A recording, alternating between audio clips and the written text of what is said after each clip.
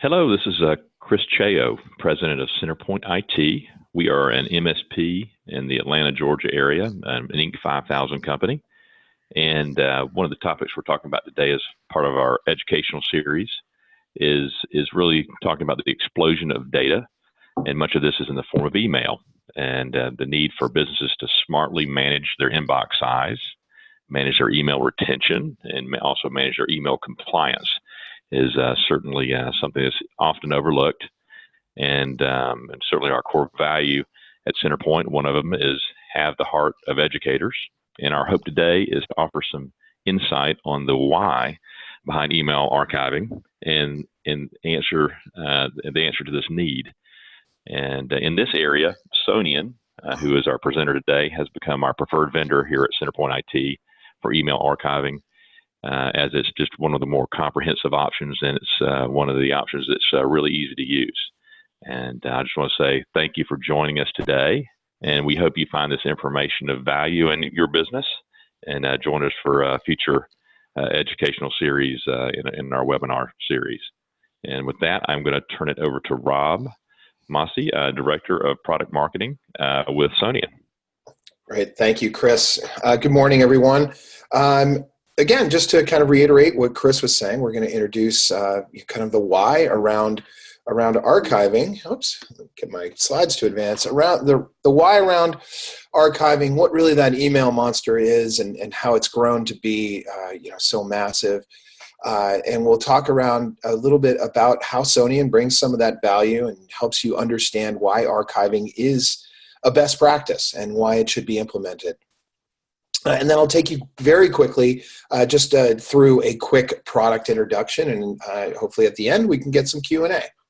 So the numbers tell the story, and the first one here is really the big one, and I think the most relevant is that businesses, not to say just those personal emails that go out, but businesses in general generate over 140 billion objects a day. And that includes just a simple yes, I'm going to be coming to this meeting, to an all-important attachment, and more. There's a number of things that travel through email. There's over 23 billion text messages sent as well. And then one of the newest adopters or up-and-comers into the communications realm is a company called Slack. They've grown, just to show how they've grown and how they've kind of infiltrated and created footprint. They're currently users are currently sending over 1 million Slack messages a day. So this is, while it's not a primary form of communication, it is a nice secondary form of communication. But really here, the number, 140 billion emails sent daily, is massive. And as I kind of prefaced before, what's in that email? Pretty much everything. It could be an internal business strategy. It could be a contract. It could be just billing from even the most simple of services. It could be some information that is pertinent to a particular deal, HR, etc. It ranges.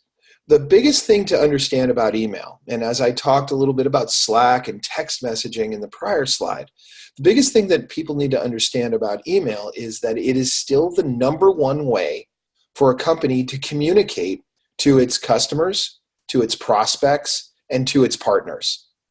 They're not doing that through Slack channels. They're not doing that through text messaging and other alternative methods. Email is still the number one way that a company basically goes outside of its four walls to communicate with its partners, customers, and their prospects. So very important to understand. And again, anything could reside within that email. So who needs it? Pretty much everybody. And this is everyone from Bob the plumber sending an electronic invoice to his customers, all the way up to the Fortune 1000, 10,000, 5,000, et cetera. Any number of Fortune 100 companies. Why archiving? Well, the biggest thing to know about archiving is that the time to have it is before you need it. There's going to be tons of requests around information and the gathering of information and being able to find that information rapidly. The most simple use case is just to retrieve a lost file. This could be something extremely granular. You know that you had a contract in your inbox 2 weeks ago, you could do a search from, say, a particular sender with a particular .com address and be able to, understand where that contract may have gone, but it would reside within the archive and be able to retrieve just something just as simple as one lost file, 5 lost files, an entire inbox. Compliance is probably the number one use case for us. And it depends if you are in a compliant industry or not. A lot of companies do operate within compliant industries, whether they be SEC regulated, HIPAA regulated, and more. But there are certain regulations that require companies to handle communications data, email, in a particular way. When that would be adding a retention policy to the email and then being able to store it securely, encrypted, etc.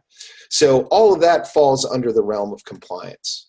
If you take a little bit of a step back from compliance, you look at data governance. And data governance, I think Chris kind of outlined this in the intro, as to some of the best practices around email. Some of it may be retention-based, where you just want to keep email for a couple years. Others may be being able to limit the size of the active inbox and leveraging the archive as the long-term repository. All of that kind of falls under the term of data governance, to be able to set your rules, have your executive teams agree upon said rules, and then enforcing those rules around your communications. That's really what data governance is all about. Employee continuity as well. Now imagine even the smallest of company, 2 people, 2-person company. What if there's a nasty divorce in this 2-person company and one of the people leaves and they take 50% of their communications data with them? Now you are left there standing without 50% of what you had as your data. Maybe it was sent on to a different mailbox. Maybe it was deleted, etc. But now you're kind of stuck with only 50% of what you had before.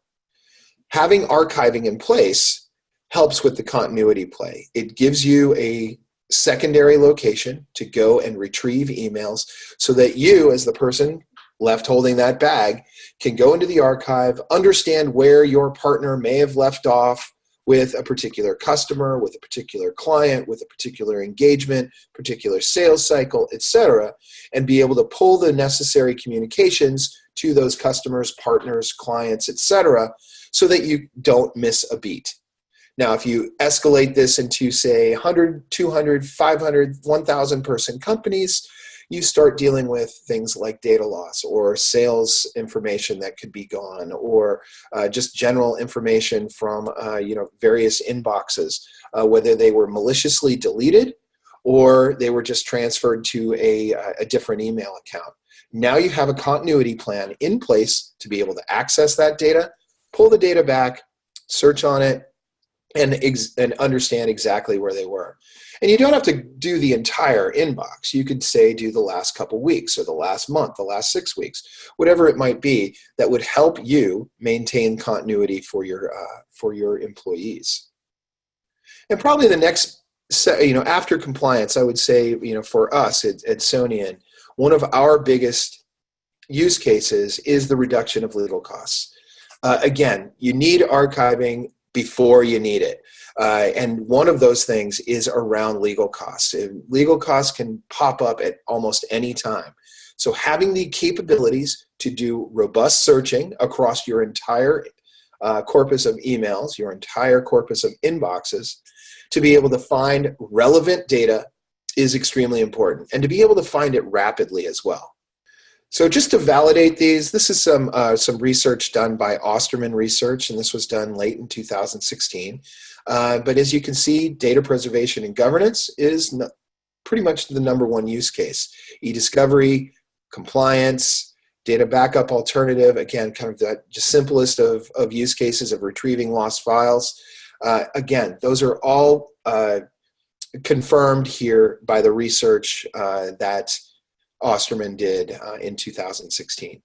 So let's flip things over a little bit. We talked a little bit about the why. Let's talk about who Sonian is.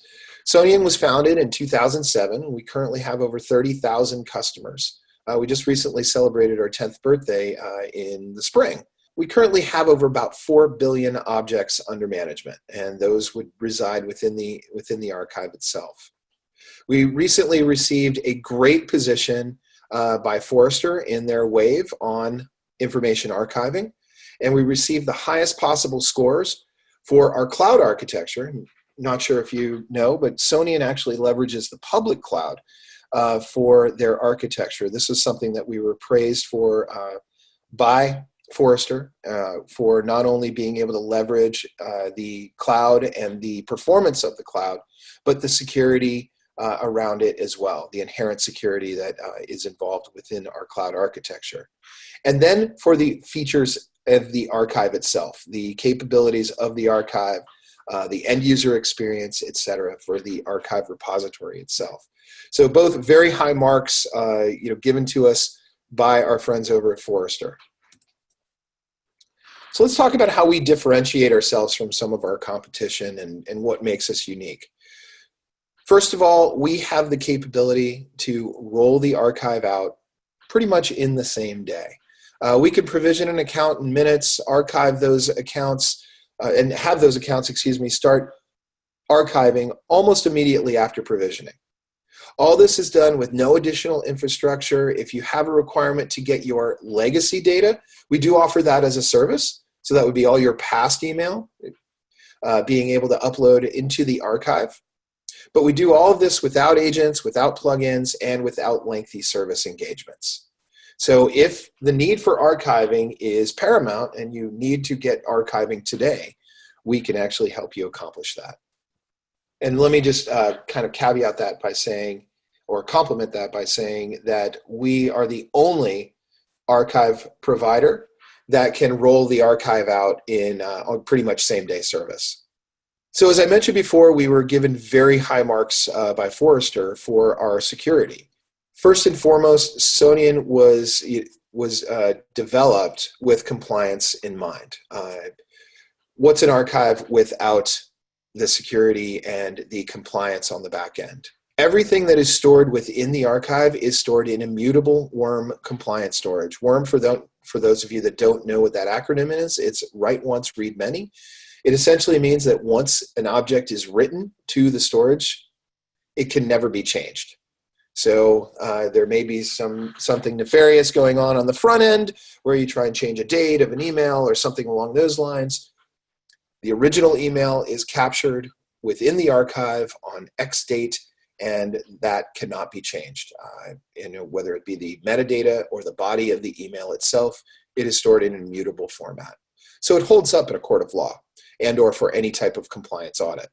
We also offer authenticated user access roles, and those roles can vary based on who you want to manage the archive. That could be your all-knowing admin, but then you also have compliance users or search users or legal users who may be able to have some of the functionality to do searches or to apply legal holds, things like that, but not able to change blanket policies, etc.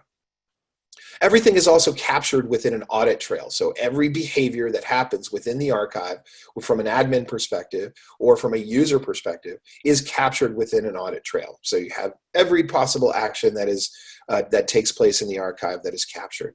All data is encrypted in both transit as well as at rest with AES 256, and you, the customer, would own the content key. From an employee continuity perspective, this helps support that continuity play. Everything is stored and secured within the archive so that you have access for it.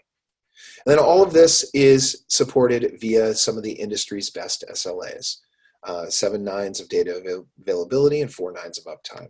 We also offer some freedom of limitations, and without naming names, from our competitors, they can't necessarily offer some of the unlimited preservation, the unlimited storage, the unlimited retention, the unlimited legal holds, the amount of searches that you can conduct at the same time, the amount of keywords that can be used. What we've basically done is we've taken the lid off of any of those restrictions that some of our competitors offer. Being that we operate in the public cloud, we have the capability and the processing available to do all this in an unlimited fashion. We also offer a variety of data exports. So when you get to that point, after you've conducted a search and you've identified the relevant data that you need to export, we offer a number of industry standard export formats, EML, PST, PDF, to be able to download all of those attachments and review them for export. So what's an archive without access? Access is extremely important. This is the tool. This is how you get to the information that resides within the archive. So we have our robust search capability, and really, again, kind of going back to that one slide, the time to have an archive is before you need it. But when you need it, you have the access tools in place to be able to get the data that you need, the relevant data that you need to help you with whatever it might be, whether it be audit, e-discovery, legal cases, etc.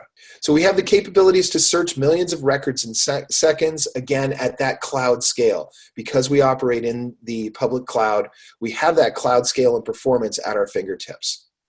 We also support over 600 different file types. This is extremely important because as I went back to that word jumble, if we go back to that word jumble slide, everything resides within email. And it's not just a Word document that's an attachment. It's not just an Excel document or a PowerPoint presentation. It could be a CAD file with an embedded text file within the CAD file itself. It could be an invoice that's a non-standard presentation, an HTML invoice. It could be some other proprietary file or a PDF. All of those are indexed within the archiving properties of Sonian. So not only are we indexing the metadata of the email itself, the to, the from, the when, the subject line, but we're capturing the data within the body, and we're capturing the data within those attachments. Now, to search on all this, we offer a couple different ways to do it. I'll show you this just very briefly at the end. Simple or advanced, as well as kind of a wizard-driven option. And we also offer alerts for any keyword combinations that may hit the archive after you've done your initial search. So that would prompt you to rerun the search and update said searches. Everything can be tagged, filtered, and exported, as I talked about some of those flexible export options for you. And then from a hold reason perspective, or excuse me, from a legal hold perspective, we offer the capability to add legal holds. Now, for those that don't know what legal hold is, it overrides a natural retention policy. So if you have a 5-year retention policy and you go into litigation, say in year 4, and you know that this litigation is going to last longer than a year, you're going to want to put some of that data on legal hold. So the data from that search, anything that runs the risk of expiring during the litigation period, would be on legal hold, and that would override the ability to naturally delete the data when the retention policy hits. So we offer unlimited hold reasons. You could create those custom holds and hold reasons that would, say for case number ABC, case number 123, etc., and then be able to add the valuable hold reasons around that data. So again, you need to have this before you need it, but one of the things that you should be when you should be considering archiving is when you're moving to the cloud. Say you're moving from an on-prem solution like Exchange, you could be moving up into Office 365, and this is a perfect time to kind of pull together all of that historic email, get that up into the cloud, and then this way you have a very smooth transition from your on-prem solution up into your cloud-based solution. So it's a great opportunity to look at archiving as a solution. Now, one of the things one of the people we do compete with is Microsoft, and we do offer some significant savings as well as some significant product differentiation. A lot of those limitations that I mentioned earlier are very apparent within the Microsoft native archiving solution. So from a concurrent search capability, they only offer 2. We go unlimited. Search criteria, there are limitations within the Microsoft archive, unlimited within Sonian. Legal holds, again, limitation versus unlimited. skipping down to the bottom, the number of attachments for file indexing. 50 versus 600. I think I went into that pretty much in good detail earlier. But we offer the ability to capture over 600 different file types. Now, the important one on this slide is around the preview of the attachments. Microsoft only has the capability to preview 10 attachment types within the archive in their preview process. We can do all of the 600 that we archive. So really quickly about adding value, just being able to talk back to that slide and our key differentiation between us and Microsoft. We offer you the capability to have, complement, say, whether it be a business premium SKU or an E1 SKU, and spend less than you would with E3. Archiving is offered with E3, but you can save valuable budget by pairing up Sonian archiving with a business premium solution. And you get more of those archive features and functionality. Just a quick validation quote, Sonian was a no-brainer for us to roll out. It installed in a day, was unobtrusive, and saved our butts on more than one occasion. This is a Sonian customer, a small New York personal finance firm. So they have SEC compliance that they need to worry about. So very, very quickly, we try and make it easy for you. We make it easy to preserve the email. We make it easy to access that email. That's really the important thing. Again, what's an archive without access? You need to be able to access that data. And then from there, once you have that data and you have those relevant results, we give you the capabilities to act on those meaningful business insights that are gleaned from those search results. So that's us in summary. Again, the time to have it is before you need it. Minimize those legal costs. React. I think is a great word for why you need to archive. It gives you that capability to react to audits, to react to legal cases, etc. Minimize any type of violations, and then just retrieve lost emails, whether it be for continuity or even that simple use case of just a lost file. So I'm going to switch over to our demo, if you bear with me here for a second. All right, so this is what the archive looks like. As you can see, we're just in our primary screen here. We've got everything at our fingertips. This is where an admin would essentially come in and you'd be able to manage all the various properties of the archive itself. I'm just going to go into one of these and we'll look at our policy. So if we're in a regulated industry, that regulated industry typically has a 7-year retention policy. We can customize that, change that to anything. I'm going to leave this one at 7 years. But I just wanted to go ahead and show some of these. We also have the capability to do Azure AD Sync, which is a new feature that we're rolling out. We can turn on a Office 365 Outlook integration, etc.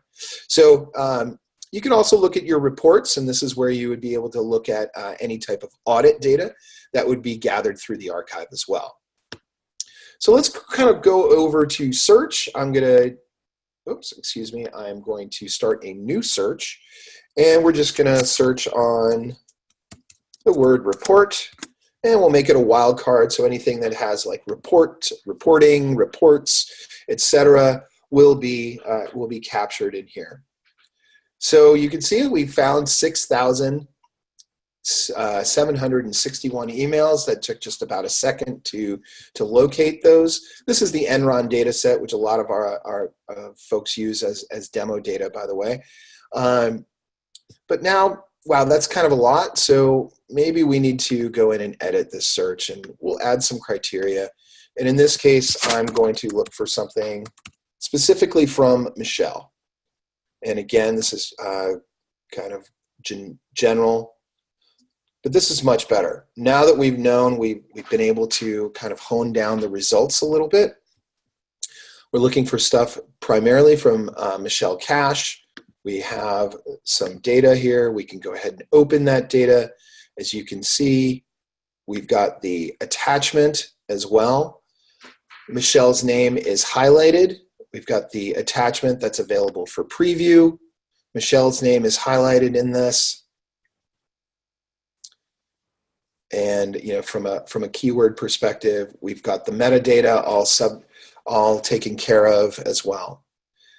I'm going to start a new search from there, and oops, go back to searches. And this time I'm going to click the advanced search capability. This time we're going to use the same word. We're going to use report. And I'll wildcard that as well. And then we're going to add another criteria.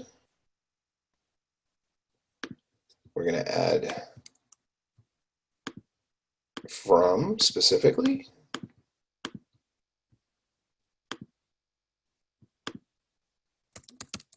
And we're going to keep it from Michelle. We're going to apply that. And we're going to add another criteria here. We're going to look for attachment types, but this time we're only going to search for documents. We're going to apply that. So you can see how granular you can get. And again, look at this. We've got all this great data, but this time we're down to 86 emails because we're looking specifically for a document. We can go from here to look at this document. We've got the August 25th plan. Michelle is highlighted as one of our keywords. From here, we can download this particular email. If you saw that what happened, I downloaded the email. We can apply a hold to active litigation. We'll save that, etc. So this gives you that capability to go into the archive, to be able to have that access that you need within the archive itself. You can kind of go through here. As you can see, a list of all of our searches that we've done, be able to access any of these. I happen to have good old Michelle in this particular search. Now, when after we've saved the search, you can now go through this, and it looks very similar to an inbox, right? From here, again, we can apply holds. We can look at this one and apply any type of hold. Well, again, we'll just call it active litigation, and we'll hold that one. But this document has a number of PowerPoints, or excuse me, email has a number of PowerPoints, a training doc, as well as a PDF. So you can see how powerful the tool can be when you are looking for searching. So with that, I'd be happy to go ahead and wrap up. And if there's any questions, I'd be happy to take them.